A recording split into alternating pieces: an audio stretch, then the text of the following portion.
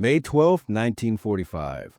Lieutenant David Morrison sat in the Navigator seat of his B-29 bomber somewhere over the Pacific Ocean, staring at his charts with sweat running down his face, even though the temperature at 25,000 feet was well below freezing.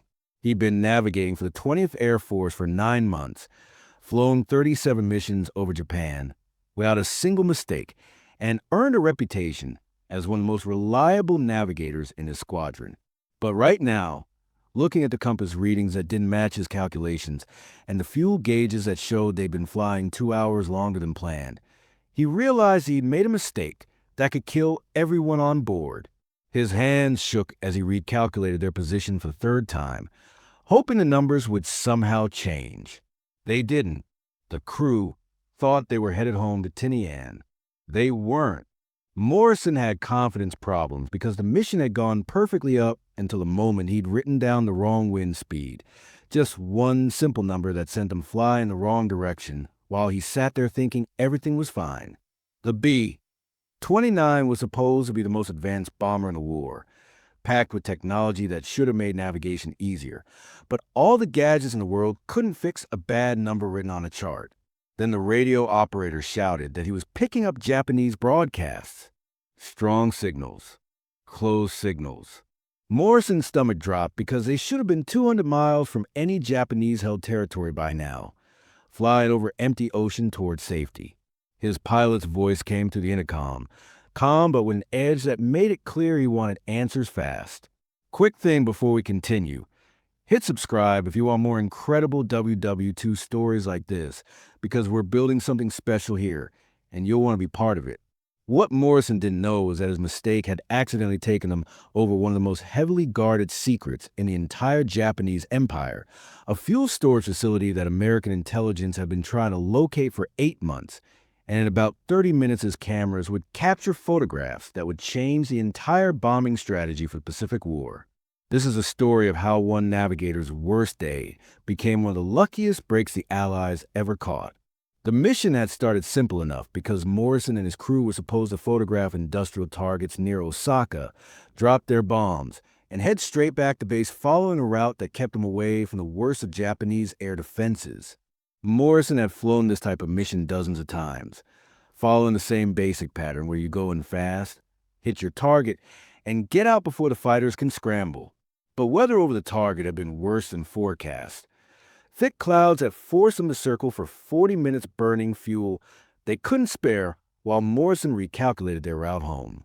That's when he made his mistake, copying down a wind speed of 30 knots when the actual reading showed 53 knots. A difference that seemed small on paper, but translated to being off course by almost 200 miles over the span of 3 hours. The fuel situation was getting critical, because B-29s were gas hogs that burned through fuel at a rate that left zero room for error on long-range missions over the Pacific. Morrison's pilot, Captain Robert Hayes, had enough experience to know something was wrong from the way the fuel gauges were dropping faster than they should, and he kept asking Morrison for position updates that Morrison kept giving him with increasing uncertainty. The rest of the crew could feel the tension building because nobody said it out loud, but they all knew what happened to be 29 crews that ran out of fuel over the Pacific. You ditched in the ocean and hoped the Navy could find you before you died of exposure, or sharks got you, and the survival rate for ditching crews was less than 50%. Morrison finally admitted the truth at hour 7, when he couldn't hide it anymore, telling Hayes over the intercom that they were lost, probably somewhere over Japanese-controlled waters, and running dangerously low on fuel. The bomber had gone quiet in that awful way where everyone's thinking the same terrible thoughts, but nobody wants to be the first to say them out loud. Hayes made the call that probably saved their lives, ordering Morrison to start taking photographs of everything below them, so at least if they went down, the Navy's search planes might have some idea where to look based on what landmarks showed up in the pictures. That's when the clouds broke and Morrison saw the coastline below, a stretch of land that definitely wasn't supposed to be their base on where he thought they were. Hayes dropped altitude to get a better look, bringing the massive bomber down to 15,000 feet, where they could see details on the ground, and Morrison started snapping photographs with the reconnaissance camera mounted in the nose. What he saw through the viewfinder didn't make sense at first because the entire coastline was covered with what looked like massive underground storage facilities. Huge concrete bunkers built into hillsides with camouflage netting stretched over them, and dozens of small tanker ships moving in and out of a hidden harbor. The defensive response came fast because Japanese radar operators had spotted them the moment they dropped below the clouds, and within minutes, Morrison could see anti-aircraft fire starting to bracket their altitude, while Hayes pushed the throttles forward and started evasive maneuvers. But Morrison kept shooting photographs because something in his gut told him this was important. This wasn't just some random coastal installation, but something the Japanese had gone to enormous lengths to hide. He burned through 3 rolls of film in 5 minutes, capturing images of storage tanks that had to hold millions of gallons of fuel, railway lines that disappeared into mountain tunnels, and what looked like an entire logistics network built underground where American reconnaissance planes had never thought to look. Hayes got them out of there by pushing the B-29 to its limits, climbing back to altitude and running for open ocean, while Japanese fighters scrambled below them too late to intercept. The fuel gauges were reading almost empty by the time they finally spotted Tinian on the horizon 8 hours after they should have landed, and Hayes brought the bomber in on fumes with engines starting to sputter as they touched down. Morrison climbed out of that plane expecting to face a court-martial for nearly getting his crew killed. But instead he found himself sitting in a debriefing room with intelligence officers who couldn't stop staring at his photographs. The film Morrison had shot showed the location of Japan's largest remaining fuel reserve, a storage facility the Japanese had built in secret over 2 years that held enough gasoline and aviation fuel to keep their military operating for 6 more months. American intelligence had known the fuel was somewhere because intercepted communications mentioned shipments and storage, but they'd never been able to pinpoint the location because the Japanese had hidden it so well. Morrison's wrong turn and desperate photography run had handed them the exact coordinates, detailed layouts of the facility, and even information about defensive positions that would help bombing crews avoid the worst of the anti-aircraft fire.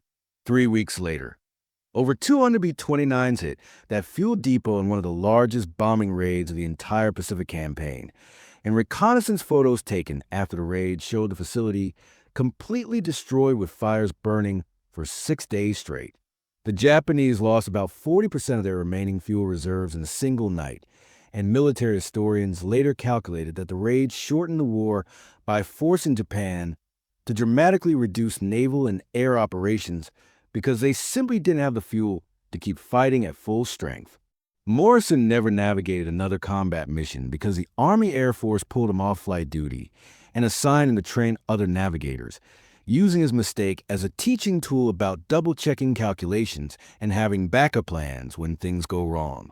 He spent the rest of his career telling young navigators about the day he got lost for 8 hours, thought he was going to die in the Pacific, and accidentally found a target that the entire American intelligence apparatus had been hunting for months. By pure chance, one wrong number written on a navigation chart led to the discovery that crippled Japan's ability to wage war. Sometimes the biggest victories come from mistakes. Thanks for watching another story from WW2 Vault, where we uncover the incredible moments that changed history. Next week, we're covering the gunner who shot down a plane while his bomber was already crashing. Hit that subscribe button so you don't miss it.